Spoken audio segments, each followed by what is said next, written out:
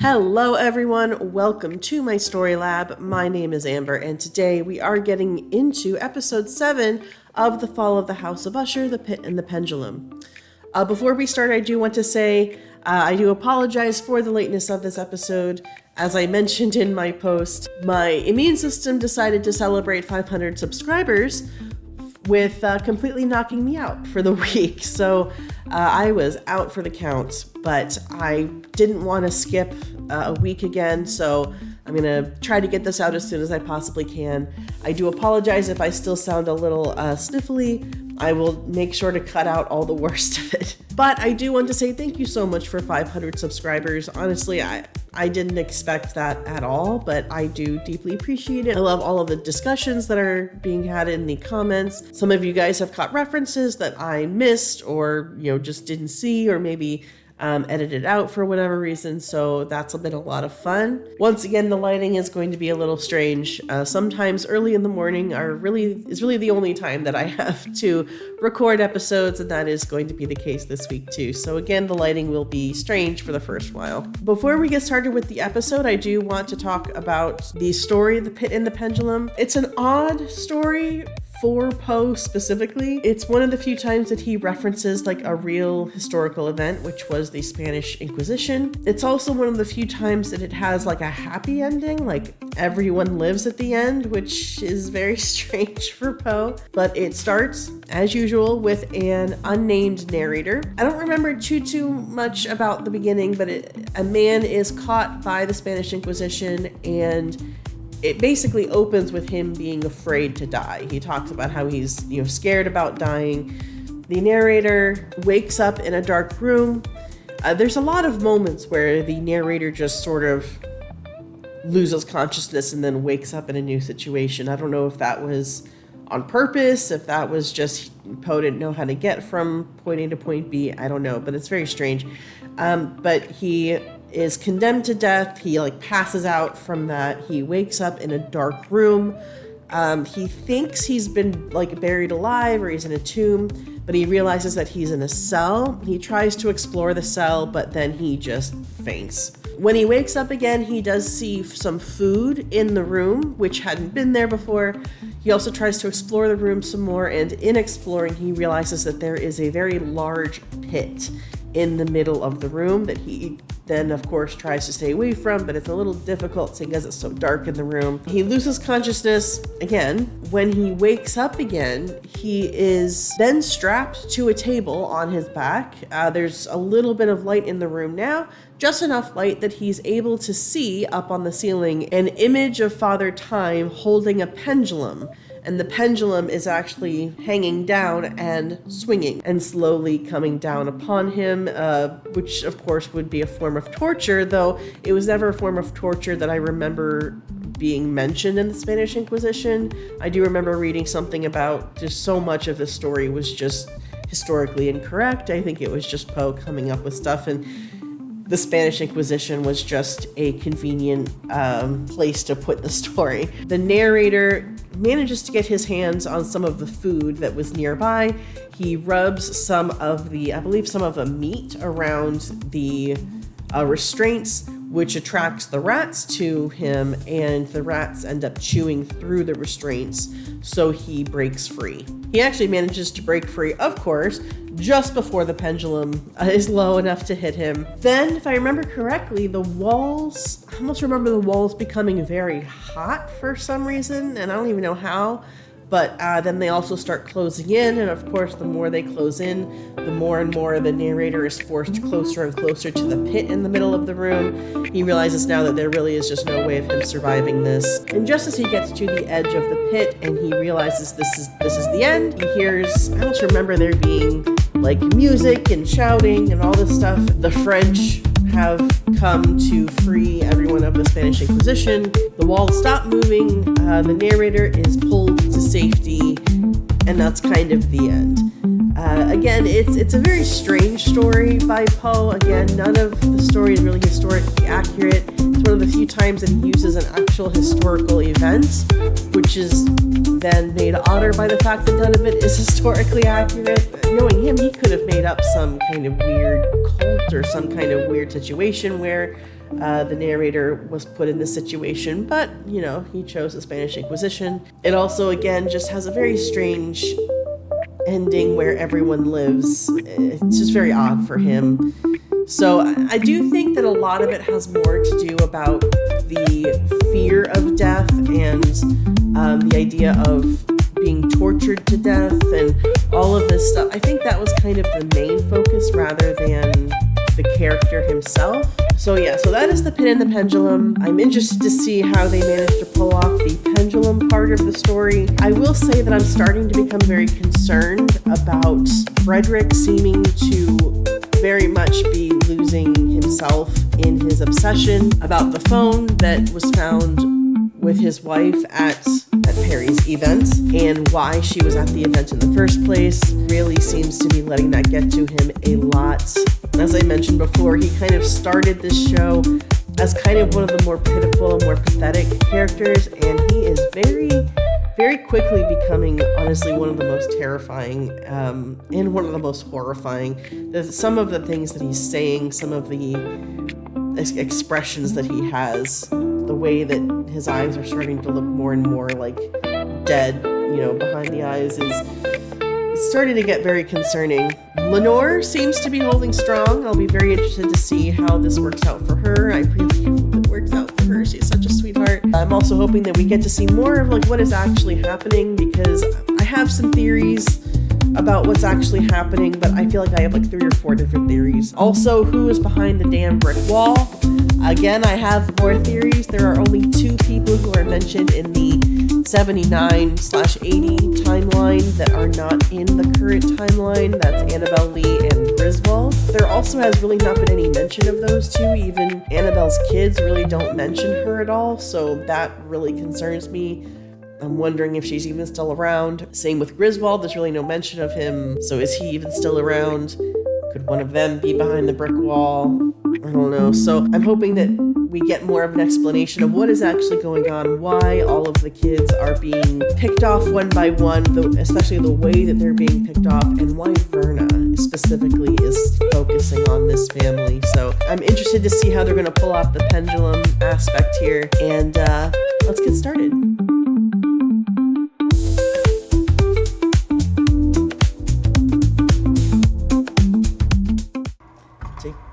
Oh. Just the one with the tail that goes. Setting the theme immediately.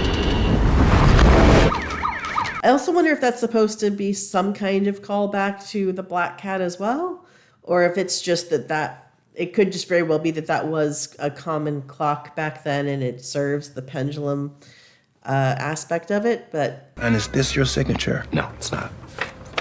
How about this one? No. And so on more forms. Why might someone forge your signature on the CFC form? Objections. Speculation. Mr. Usher, in your opinion... One thing I'm concerned about is that he is really hitting home the fact that he is on Dupin's side. He's acting like he's preparing Dupin just as much as Dupin is preparing him. And I have such a horrible feeling that all of that is going to be turned on Dupin, and it seems like he's really formed a connection with the whole Usher family here, and I can definitely understand why he would feel betrayed if this ends up going a different way, especially if Roderick at this point already knows that he's going to be going a different way and he's still doing this, which it's almost like he's purposefully making sure this is going to be as bad for Dupin as possible. I'm concerned. Liability. Jesus, Frederick! Oh, okay. Let's take a time out, yeah? Kids make noise, Roderick. That's how we know they're working. Sweetie? 2 things. I think the kids and the parents sleep in the same room, or isn't her room where the baby is? That'd be a really bad idea for him to be playing in that room. Also, I can understand why she would be mad at the way he reacted, but I can also understand why he's irritated, because they're having a very important meeting out here and the kid is making so much noise, and I can definitely understand how it would be hard to concentrate. I mean, of course you should never pull toys away like that, specifically in anger, but I feel like it's one of those situations where everyone's the ass here. I support what you're doing. I really do. But what about after? I mean, with everything that he has turned over, is it really necessary going on the record? Can't blow the whistle without a whistleblower. I wish it were otherwise. I truly do. He'll be fired. Yes. I'd like your word that when it's done, we can count on your help. Of course. I mean, as I much would as... like your word.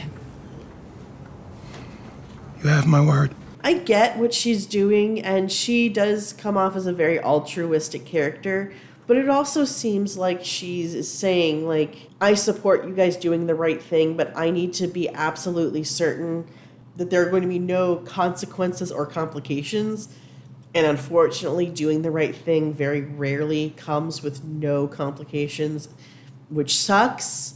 But there are so many things out there, so many people out there who don't want the right thing to be done. And unfortunately, the one person who wants to do the right thing, they're the ones who get dealt the short end of the stick. I mean, there are the whistleblower laws that protect the whistleblower, but Roderick's not going to be able to work probably in any pharmaceutical company after this. No company is going to want to touch him with a 10-foot pole after this. So I'm a little annoyed that she's like, absolutely promise me, swear to me that there's not going to be any consequences, any blowback from this. And it's like, that's not something anyone can promise. Like, I can understand being concerned and making sure that there is maybe hopefully going to be a net, but saying I want your word to know that there's not going to be any issues after this, I feel like maybe is a little idealistic. But maybe that's her purpose. She's very idealistic.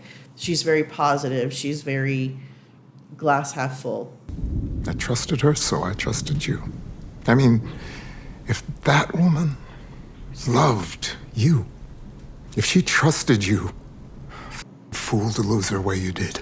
It sustained me a bit, knowing you lost her.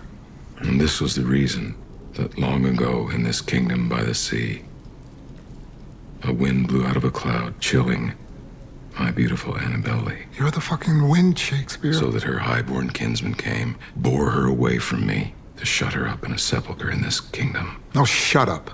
By the sea. Don't you ever get tired of hearing yourself talk? You know, it's interesting how much here and in the 70s timeline, when he talks specifically to Annabelle, how much he talks in poetry. Like, I'm wondering if he's supposed to be, him specifically, that Roderick specifically is meant to be the link to Poe, like he's supposed to represent Poe in a way. There's just, he I feel like recites poetry more than any other character, so. The only good, Usher, and you chased her away. Wrong. My granddaughter, Lenore. Oh. The best of us. And so like her grandmother, too. All the best of Annabelle Lee without the broken heart. I'm glad you liked Annabelle, but she's gone. She's been gone a long, long time, and I would be lying if I said I never wondered how the f did this happen? What about the launch? You were in the fucking room. We had 10 people at the launch. And not one of them could stop this woman from leaving the building? Not one could stop my daughter from smashing a TV and assaulting my wife? That's right. Juno was hit with the mic stand. They said assaulting my wife, not killed my wife. So I'm assuming she's still alive. Oh, poor Juno. Oh God, what's happening? What's happening? Oh, this worries me so much. Okay, serial killer. Look at her bandages. Oh, she must be in so much pain. What is all this? This is.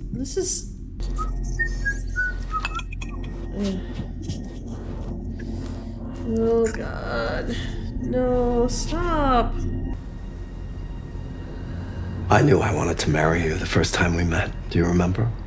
At the photo shoot, you came up to me, and I'd been approached and chatted up by grifters and groupies before, but you smiled, and it was so real. Do you know what the headline was that morning? when I took my board seat from my predecessor. Business section of the Times. From ruthless to toothless. Is that how you see me? Toothless? Yeah. Yeah. Oh, it's an emergency. Dad needs me. I'll be back when I can. Maybe we'll talk then. He's surrounding her with... Where did you put your wedding ring? It wasn't on your hand. I saw footage from the party. I got some of your things back. Your purse, your effects. But no ring. Where did you put the ring, Maury? I don't remember. Don't move. I told you. Call the Jersey boys. I am. And get it done. I will. Just f***ing building. I don't know why it matters so much now. It matters because I have to count on you. It's a f***ing crime scene with our family's name all over it. Your brother's blood all over it. It matters because if I can't count on you to do the building, then I can't count on you for the little things, which means I can't count on you for the big things, and I have to count on you, Freddie. I have to. You're it. You see, you're the fucking swing vote. This really is insane that this is what he's focusing on. 5 of his children have died in the last several days, and this is how... Oh, God. He's more worried about the swing vote. Well. The board's swinging? Swinging? Watch it fly by as the pendulum swings. So I need to count on you, and when they call, and they will call, and just don't pick up, that's the best message. And if they corner you in the street, you tell them, I'm Frederick Usher, I'm the repository of the hopes and dreams of a empire, so take your treacherous bullshit elsewhere. Can you do that? I can. I'm on what? 2,000 milligrams of ligadone a day? 2,000? The second highest dose. 2,000 milligrams of anything. 2,000 milligrams. I feel like even with certain vitamins, there are certain vitamins where 2,000 milligrams is maybe okay, but that is like the limit. Like vitamin C, B12, I know for sure. Like 2,000 is like the highest recommended. I mean, if you take more than 2,000 milligrams of vitamin C a day, you will get sick, ironically enough. I did that once. I was so worried about getting sick one year because I was like years and years ago, like maybe a decade ago. I was a preschool teacher at the time in Japan, and it just seemed like everyone was getting sick, and I was, concerned about getting sick. So I was taking this like vitamin C drink like once, maybe even twice every day, and I ended up getting really sick because I was just taking too much vitamin C. Honestly, I thought it was hilarious that I was so worried about getting sick that I made myself sick. 2,000 milligrams of a vitamin can potentially be harmful. So 2,000 milligrams of a prescription drug? Is there any medication out there where anything even close to 2,000 milligrams is okay? Let me know. Is there any medication out there where 2,000 milligrams would be considered okay? You watch 3 coffins being lowered into the ground, 2 more on the way, and you can't help it. It just makes you think, life is so short. And the thing I keep going back to is that ligadone is more like than any other drug I've ever been on. Ligadone has a low incidence of addiction if used correctly. Come on. It's just me and you here. They always add on that "if used correctly" line, right? Every time. How do I get off this perfectly safe, non-addictive drug?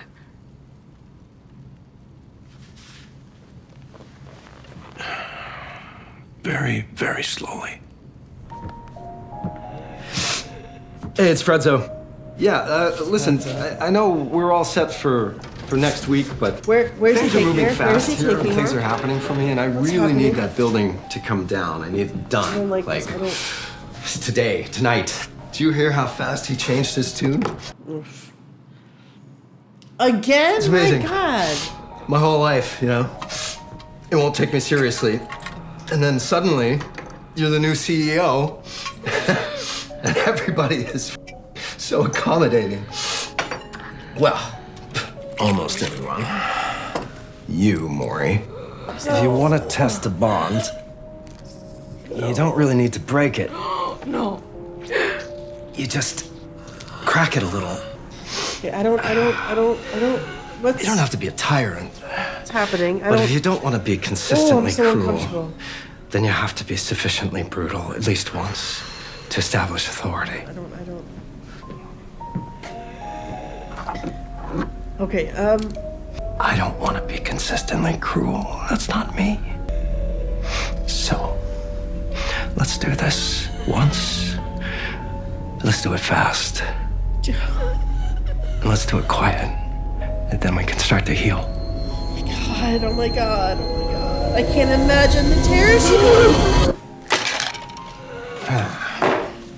I've got to go. I've got another house to put into order. Oh, while I'm there, I'll look for your ring. Maybe it's still there.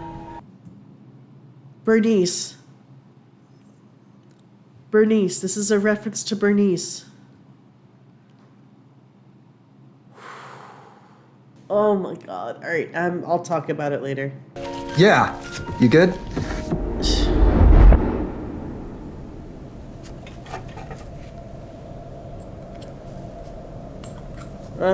What's happening here?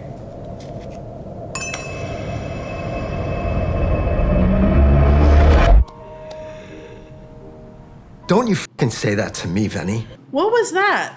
That freeze moment. What was that?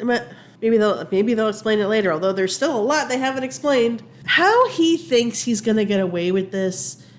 The fact that he doesn't think that Lenore is gonna see her mother suddenly toothless and not say or do a damn thing. Or that anyone is gonna see her as toothless and not say or do a damn thing. Like, God. I knew he was getting really bad and really dangerous, but this is sadistic. This is awful. It's fantastic. Best in the country for burn treatment. Chemical burns. I mean, they've got top-notch skin graft work and everything on campus. Lenore, we've talked about this. Where are they? Who? The specialists, the doctors, everyone you promised would When be you're here. at school, they come here a lot of the time. But she is fine. I don't believe you. Mom is not okay. You are not okay. None of this is okay. And I found a place I can't do this. actually take care of her, and we can take her there tomorrow. You need to stop. I can't call and You ask need to them. stop. I I'm a can't do minor. this today. I need you Not to right call now. them. Stop it, All you have to please. do is Stop call. it. Stop! Stop it! Stop talking! If anybody spoke to me like this, there would be repercussions. You do not get a free pass because you are my daughter.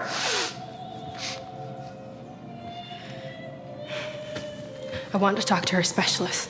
She's seeing her dad for the first time. Your mother is resting, and you will leave her alone while I'm gone. Oh God, okay. Oh no. Ma?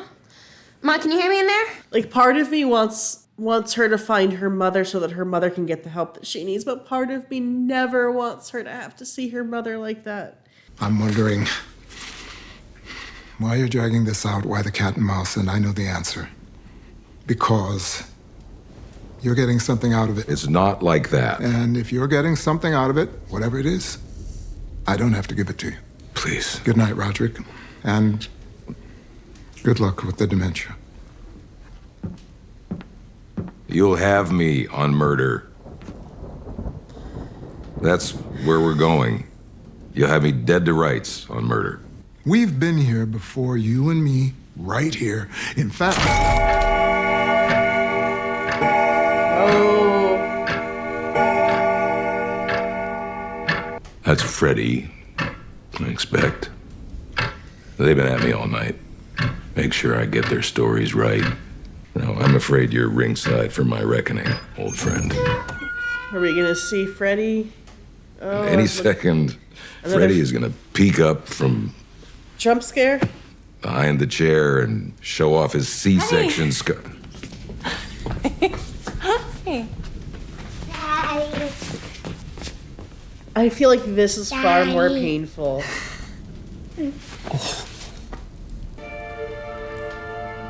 Oh man. We had to come for your big day. Wanted Freddie to see his daddy be a hero.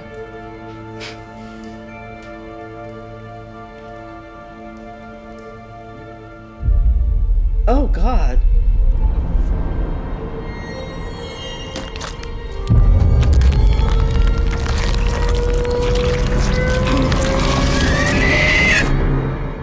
Oh, that was was a horrible sound. We agreed that you guys were Oh gonna my stay at home. God. I know, but these two thought that Daddy could use a little support. Hey, remember in there, if you get scared or feel alone, we are right here, okay? On the other side of the wall. We're here with you. The other side of the wall? Does that mean she's the one behind the wall? I was thinking it was Griswold. Is she on the other side of the wall? Oh God, I hope not. Oh, okay, unless maybe that was to throw us off. I don't know. But I have a feeling that he's upset that they are there because he knows he's about to betray Dupin. And he doesn't want her to see that. Mr. Usher, I'd like you to have a look at Exhibits 2 and 3 here. You recognize that document? Objection. Go ahead. She's gonna do that all day, just getting it on the record. And you deal with these routinely? I do, since my promotion. And what purpose does the form serve? Objection. It's an agreement between the patient, the provider, and the company. It lists all risks.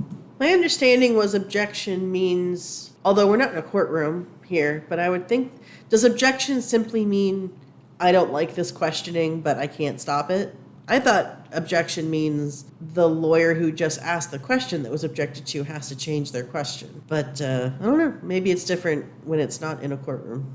Risks and side effects associated with the proposed treatment.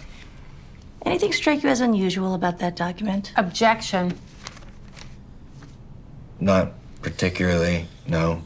Oh God, oh God. Just the fact that it's here. These are confidential. These are property of the company. Nothing at all unusual. No, it's pretty standard boilerplate. And is this your signature? Yes, it is. Oh my God. How about this one? Yep, that too, that's mine. To be clear, you're telling us that you were aware of and signed this form? Yes. Objection. He's your witness, Pam. Mr. Usher, did Rufus Griswold at any time exert any pressure on you, written or verbal, to sign or falsify documents? No. Mr. Usher, I will remind you, you were under oath.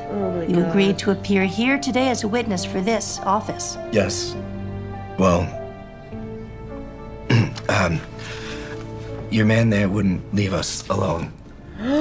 He stopped by my home on multiple occasions pressing this issue. So yes, I agreed to appear. I'd hope by appearing here and verifying for the record what I had said to Mr. Dupin in privacy that he would do me the kindness of letting my family be in peace. So not only is he lying, he's discrediting, I don't even know the words for it. He's making it look like Dupin is the aggressor here. That Dupin is the one doing wrong. And I'm not going to ignore the implications of this, that the fact that he is a black man in a predominantly white male occupation, and you know he had to fight tooth and nail 5 times harder than everybody else did to get where he is. And it's the tiniest little thing, the tiniest little thread being pulled that is just going to unravel his entire life. And that is what Roderick just did. Oh. I would say the fact that he's a gay black man would have something to do with it, but I don't know. I doubt any of his coworkers know that fact. I mean, you could tell he was a little anxious to even tell Roderick that before, so I doubt any of his coworkers know. But even still. Augie. What are they doing? Say anything. Your husband's under arrest for perjury. Perjury? I told you to stay at home. Roderick! Don't say a word. Not another word, not here. I will meet you at home. What the f? You knew this was gonna happen? Of course. My husband is in jail. He'll be out before dinner. You think Fortunato is going to let him sit there? As of today, he is the most important employee at that company. Roderick was gonna do the right thing. He was gonna be a hero. That's what I told my children. He did the right thing, you f***ing simpleton. Right now, there is one name on the mind of every board member, investor, and executive at Fortunato. Roderick Usher. Jesus. thought it was an act. This is really you, isn't it?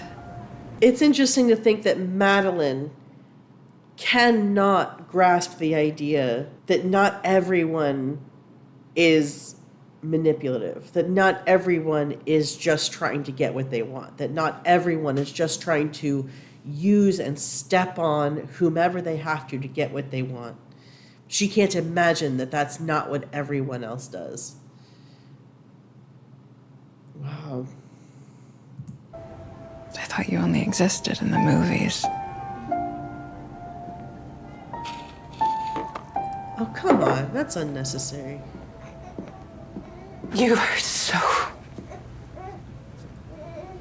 small, Madeline. Oh. Your baby's crying.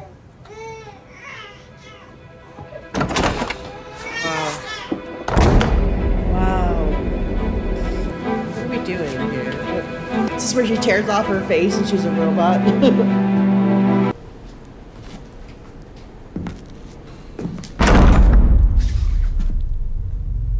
That's not ominous. Have a seat. Verna. These aren't for us, technically. They're for the boys later on, but I don't think they'll mind. They're for the boys? Thanks. It's amazing how much I've denied. But it is you.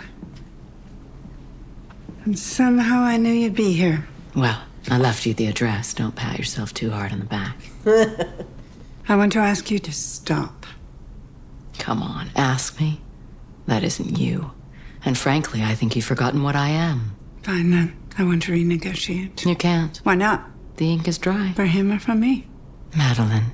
Words got us into this. Words can get us out. You blaming Roderick or rhetoric? I want new terms, and I shall have new terms. Or have you forgotten what I am? There she is. There's my Cleopatra. You know what I have done. You know who I am. You're a collection of impeccable, elaborate masks in orbit of a stunted heart. Ooh.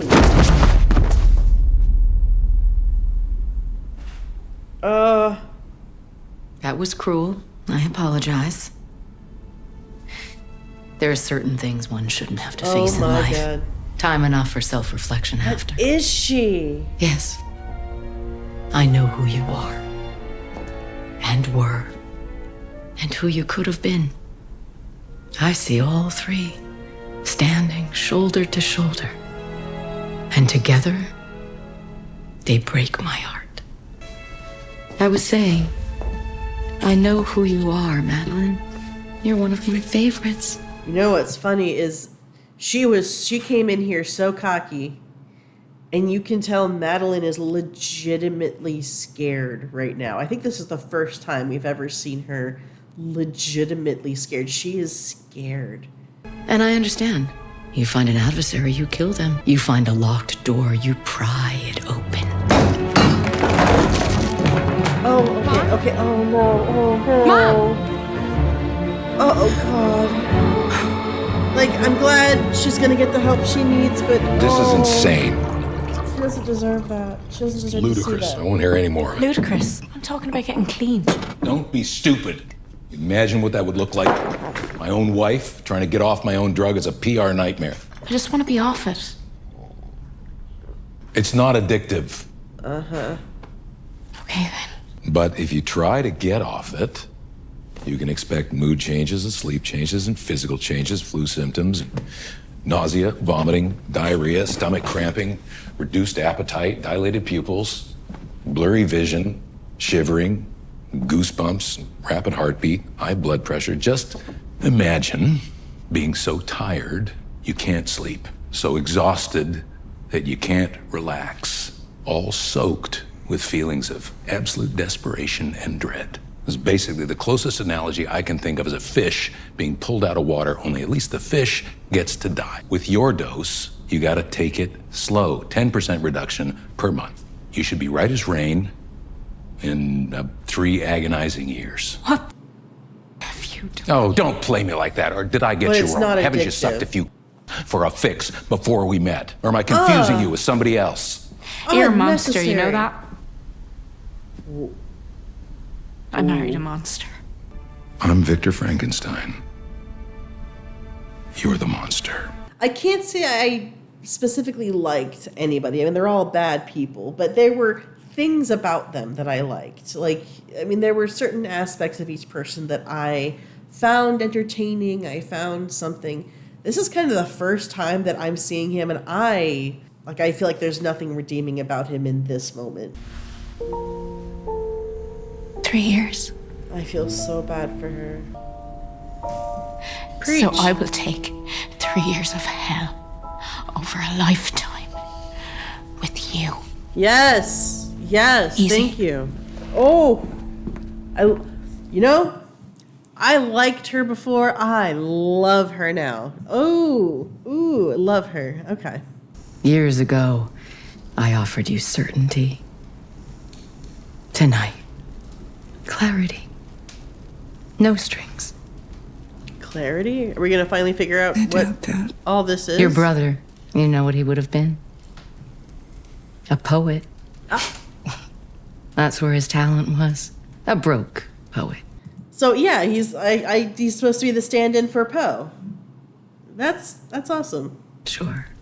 But frankly, is there another kind? He and I share that as well.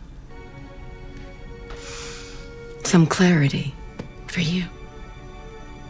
What's a poem after all, if not a safe space for a difficult truth? Here's one. Came to me when you adorable little things started building cities. I call it the city in the sea. Lo, death has reared himself a throne. Up domes, up spires, up kingly halls, up fanes, up Babylon-like walls. But lo, a stir is in the air. A wave. There is a movement there. The waves have now a redder glow. The hours are breathing faint and low. Hell rising from 1,000 thrones shall do it reverence. She is so gorgeous. I thought you were offering clarity. I think she means that she's going to offer clarity as to what Verna is. And while she's not coming right out and saying what she is, she basically is saying, I am so ancient and powerful. There's nothing you can do to stop whatever this is. And I can see Madeline starting to tear up. And yeah, I would be terrified. I would be so terrified. I think because she knows that whatever is happening is coming for her next. She always thought she'd be able to escape it, and she's now realizing that she won't be able to escape it. Listen, we got a couple small charges in there to help, but, if we get caught on that, I will tell them that you insisted. See, isn't it amazing what you can accomplish when you pull your head out of your ass? Yeah. She's gonna go down, but it's gonna be slow and rough. I need 5 minutes inside. I have to do something. Oh, come on, man. Look, you scrambled to get us here. Don't keep us waiting. I need 5 minutes. Then I'll give you an all-clear signal, and you can do whatever you do. But it's interesting that the first and last child, I'm guessing this is where, because how much time we have left? We don't have much time left. She died here, honey. She died here, honey. Oh my God. This is where the first child died, and now I'm thinking this is where the last child is going to die. There's some kind of poetry in that coming full circle kind of deal. Prospero, my brother. One last thing to say to you. Rest really in peace, face. Oh, bro. Not necessary, man.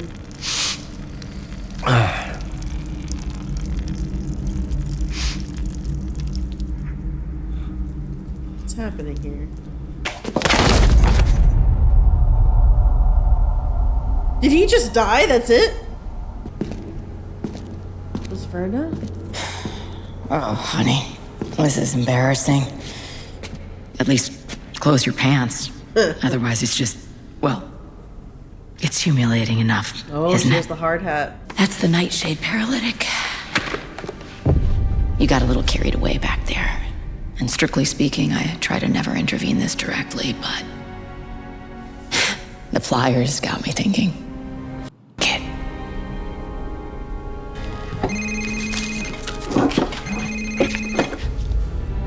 Yeah, you good? More.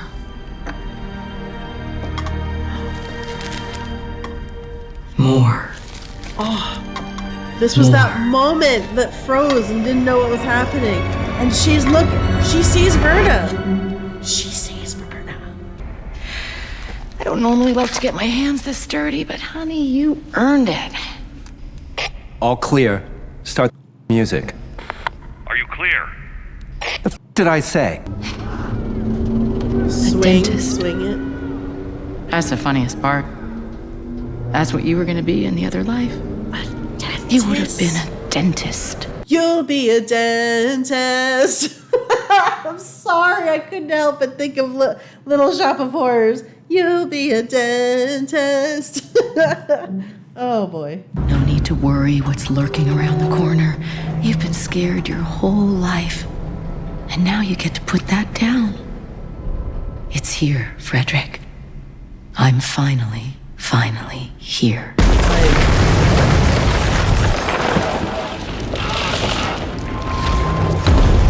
I want to make damn sure you see what's coming.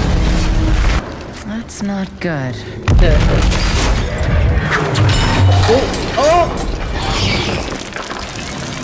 Oh my god. Oh, okay. Honestly, couldn't have happened to a nicer guy. It's weird, I'm almost looking forward to it because he's such a I could have done this just about any way I wanted to. Could have had a heart attack in your car. Coke would have teed that up nicely. But then you had to bring her home. And you had to grab the pliers.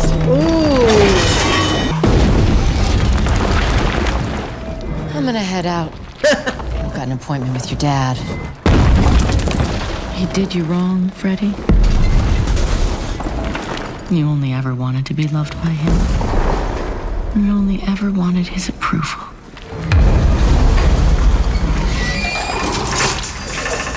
And it's still no f***ing excuse.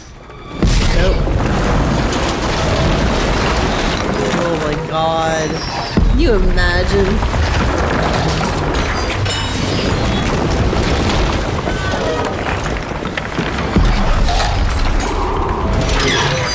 Oh my god.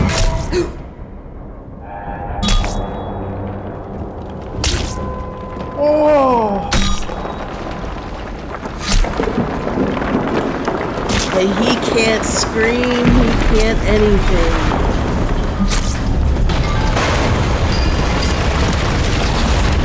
Honestly, poetic justice. Wow.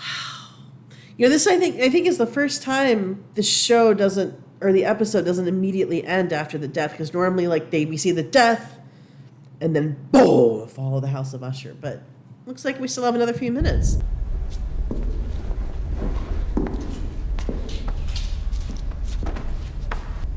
Freddie's dead. That means there's just us left. You remember the deal. You remember the terms. The deal? I know you do. The deal? We need you. What is she asking of him? To be our hero. These are the 80s. They go down 80 mil, and here's the thing. Once you start, you can't stop. You have to take them all at once, because if you stop, it can hurt, as you well know. Is she implying that she thinks that if he dies, that everything will just stop? In what world? In what world? I mean, it sounds like there was a deal. It sounds like they were very strict. She just said into the world together, out of the world together. Verna seems like someone who keeps her deals. Like, was the deal made only with him? And that's why? But then why does she know the deal? Good. You can do it. He's doing it? Now that's a legend. That's a king. You're saving us all.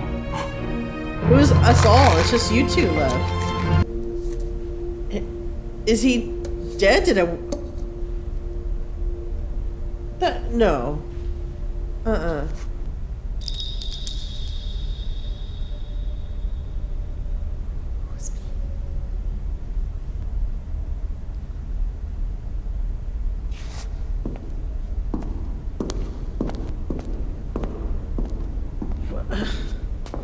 I can't imagine Verna standing for this. If anything, I feel like she'd be pissed off.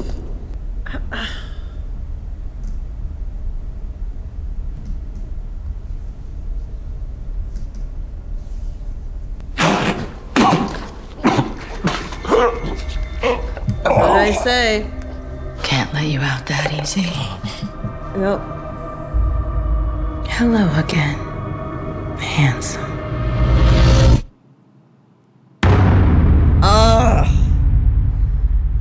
That's interesting. In this episode, this is the time when someone is brought back from the dead that we see the fall of the House of Usher. Oh my gosh.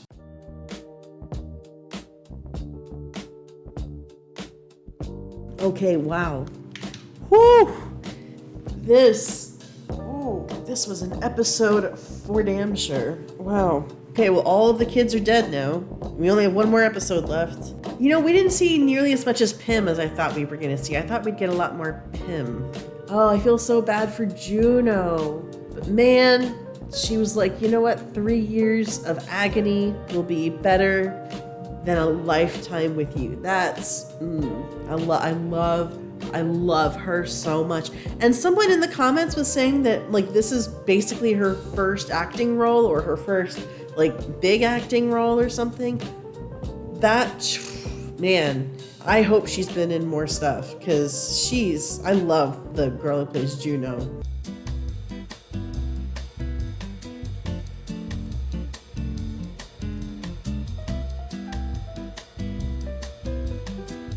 I feel like one thing that I have to mention is Berenice. Berenice is a short story that is easily one of Poe's most violent, even though we don't see the violence. The violence happens, off stage, as it were. But it's still like that. Like, I remember finishing reading Berenice and having, how like sometimes there's a story that just, it hits you in the stomach and it stays with you for a few days. Sometimes it's like, oh man, I'm going to be on this high for days. But sometimes it's like, I need a couple days to even process this. It's basically, this is one of the few times that there's a named narrator. He has a very odd name. He has like a Shakespearean name. I almost want to say it was like Eugene, but Eugenia is coming to mind. That might be wrong, but I'm just going to call him the narrator. The narrator has something called monomania, which my understanding of monomania is someone fixates on one specific thing in particular so much to the point that it's just all consuming. It's all they think about. And I'm not sure if that one thing can shift from one thing to another throughout one's lifetime. The narrator has a cousin, Berenice, and where he is, he's kind of considered like frail. I don't think it was so much sickly, but it was just, he saw himself as very frail. And his cousin, Berenice, was this vivacious, very alive, very energetic, beautiful woman. And then they got engaged because that's just what they did back then. And as she gets older, she starts to become sick. I think it's like epilepsy or a form of epilepsy. She does start to get sicker and sicker. The narrator tends to start to focus specifically on her smile. And when they eventually were engaged, and she does eventually die. I don't remember if they were married when she died, but she does eventually die. And then I remember that there's this moment, like the narrator lost time. Like he's wandering into the library in his home, and he's very foggy, he's very hazed. He's like, I don't know what's going on. And then somebody runs in and says something about Berenice's grave has been disturbed. And not only is she still alive, but all of her teeth are gone. And that's when the narrator realizes that he has a box of like, I think it's like tools, or maybe it's just pliers or something, as well as 32 teeth. And he realizes that he went to her grave, dug her up. Like, it was like he was so fixated, that he was so tunnel visioned, he was so focused that even his own mind completely consumed him, that he wasn't even in control. He went to her grave, he dug her up. Would be a miracle because she was technically still alive, which happens a lot in Poe stories. A lot of people end up getting buried alive, but also then dug up. Anyway, I don't think he remembers, but he knows that he went to her grave, dug her up, found her alive. And the fact that he knows that he pulled out her teeth while she was alive, like, actually bothers him, which is crazy to me. Like, and that's kind of where it ends, where he comes to the realization that this is something he's done. Like, I almost feel like it was because there really wasn't much of a resolution. It was just like this horrible thing happened, the end, you know, and it was like, there was really no meaning behind it. There was no resolution. There was no explanation. And it just sort of ended abruptly. And I remember it just sat with me for days, this feeling of like unease. Anyway, there were a few Poe stories that did that to me. And honestly, is that weird that that's kind of the reason why I loved a lot of his stories, is that he made me feel so much. And it wasn't always positive. In fact, a lot of the times it was negative, but, and I don't want to say negative, but it was very thought-provoking. It made me think about a lot of things in a very specific way that I wouldn't have thought of otherwise. And I feel like that's why I love Poe so much, is that so dark, so consumed in himself, his darkness, his own fears, and he has so many fears. Oh, anyway, I'm getting off topic here. The Annabel Lee poem was recited. So was The City by the Sea. And I do think I mentioned before, I think that was Verna trying to tell Madeline that she is something, she's not, almost like she's not anything of this world. Or if she is something ancient. She is something that humans can't even perceive. And basically she's telling Madeline, like, I know you think you can somehow get out of this, but I'm telling you right now, there is absolutely nothing you can do. You are going to die in a few days, and there is absolutely nothing you can do about it. And I was like, that's so crazy. I'm still trying to figure out how Madeline is coming to the conclusion that if Roderick dies, her problems will be solved, like she'll be spared or something. If someone can draw that line for me, because I'm not seeing that. Because judging by what she said, the deal was into the world together, out of the world together. So, and Verna doesn't seem the type to enjoy loopholes, which is why she brought Roderick back, because she's like, you are going to die, but you're going to die by my hands, which is some kind of petty, honestly. Like, he was dead. I mean, it seems like some people would be like, well, that's one thing off my to-do list. But no, she's like, you're going to die my way. You're going to die by my rules. You're going to die by my hands. Interesting. Oh, this episode was really good. We are really, really amping up. Maury is getting the help that she needs. I'm devastated. Lenore had to see her mother this way and has to know that her own father is the one who did it. I feel like that would be just as devastating, knowing what kind of a monster your father is. But her mom's gonna be okay, hopefully. I hope Lenore is okay at the end of this. I mean, she's texting Roderick, so she's gotta be okay, right? Right? Anyway, this was such a fantastic episode. We have one more episode to go, and then we're back to Schitt's Creek, which I'm super excited about. A lot of people have been saying they can't wait for me to get back to Schitt's Creek. I am also very excited about that. I am so happy I went on this detour, though, because this show was fantastic. But yeah, thank you all so much for being here. Please do write in the comments. I am very interested in some. I know I asked like a million questions, maybe not a million. I asked like 5 questions during the episode. I would be very interested in knowing if anybody knows some of those answers. You know, I love discussing with you guys in the comments. Once again, thank you guys so much for 500 subscribers. I honestly never even imagined, 100 people would want to hear anything that I have to say, much less 500. So honestly, that was completely unexpected. So thank you guys so much. I do deeply appreciate that. And I will see you all next time.